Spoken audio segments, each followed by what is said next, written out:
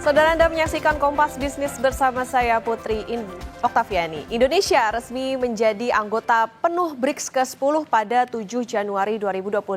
Dinamika politik global yang masih berkelompok membuat Indonesia mempertimbangkan kelompok mana yang paling menguntungkan.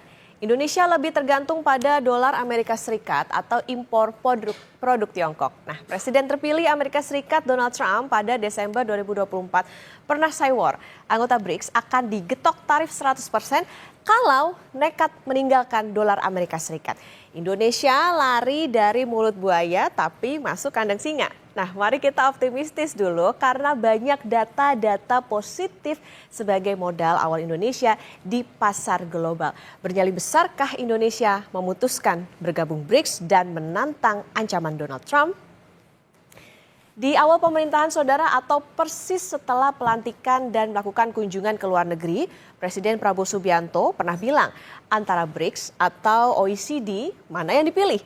Jawabannya adalah yang terbaik bagi Indonesia.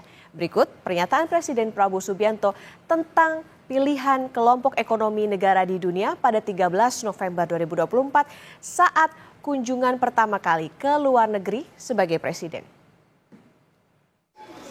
Saya kira nggak ada masalah, kita juga ikut IPEF, kita ikut CPTPP,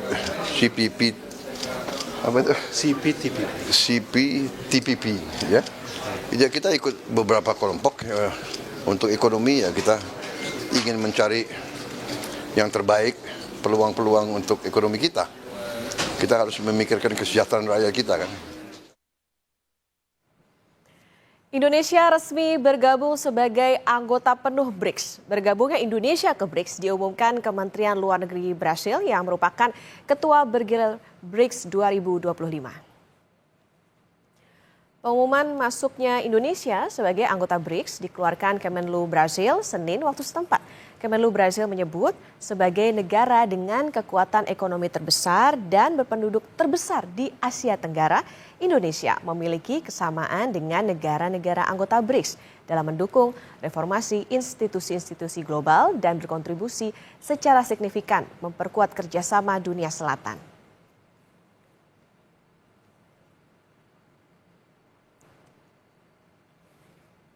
Melalui rilis tertulis, Kementerian Luar Negeri menyambut pengumuman Brasil atas bergabungnya Indonesia secara penuh di BRICS. Bergabungnya Indonesia sebagai anggota BRICS disebut mencerminkan peningkatan peran aktif Indonesia dalam isu global, serta komitmen memperkuat kerjasama multilateral. Dalam rilisnya, Kemenlu menegaskan komitmen Indonesia berkontribusi secara aktif dalam agenda BRICS, termasuk mendorong ketahanan ekonomi, kerjasama teknologi, pembangunan berkelanjutan, dan mengatasi tantangan global seperti perubahan iklim, ketahanan pangan, dan kesehatan masyarakat. Menurut Kemenlu, BRICS merupakan wadah penting bagi Indonesia untuk menguatkan kerjasama global selatan dan memastikan suara dan aspirasi negara Global South terdengar dan terwakili dalam proses pengambilan keputusan global.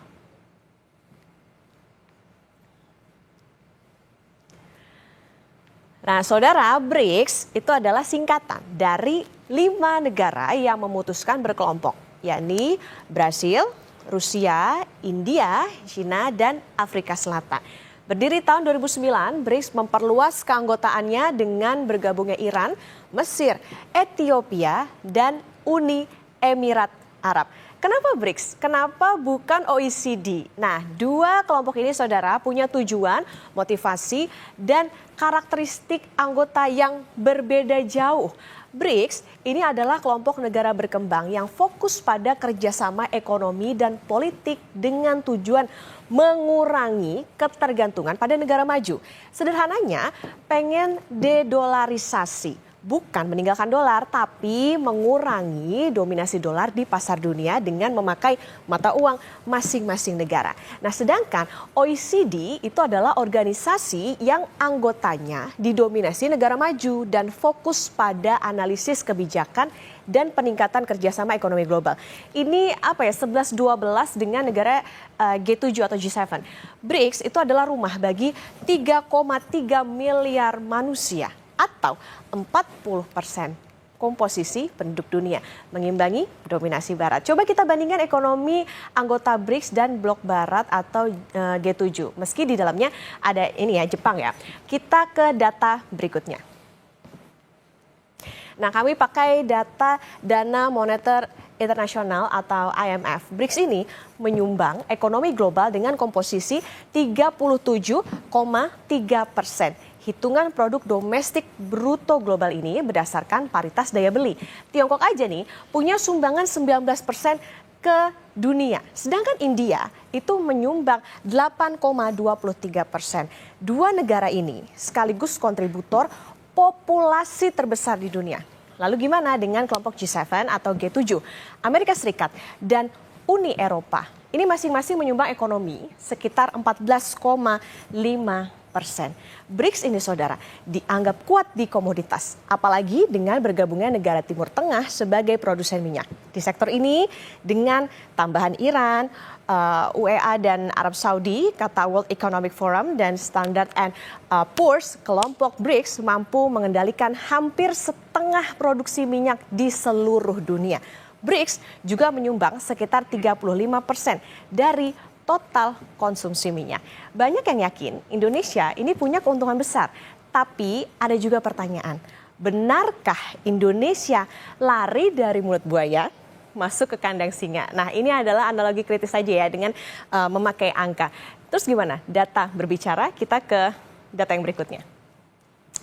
Nah, Indonesia itu bergantung pada Tiongkok dan punya nyali besar.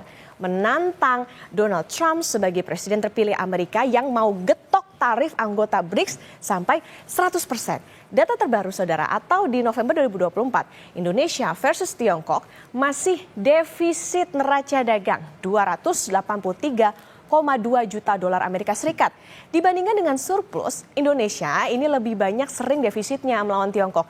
Artinya begitu banyak ketergantungan produk impor dari Tiongkok ini. Sedangkan dengan Amerika Serikat, Indonesia ini boleh berbangga karena seringnya surplus. Gede pula.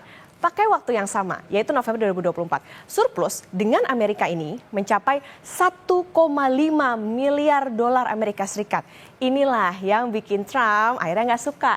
Menariknya, meski secara neraca dagang menang, tapi mata uang dolar ini masih nyetir ya. Buktinya rupiah ini rentan tertekan apapun beritanya.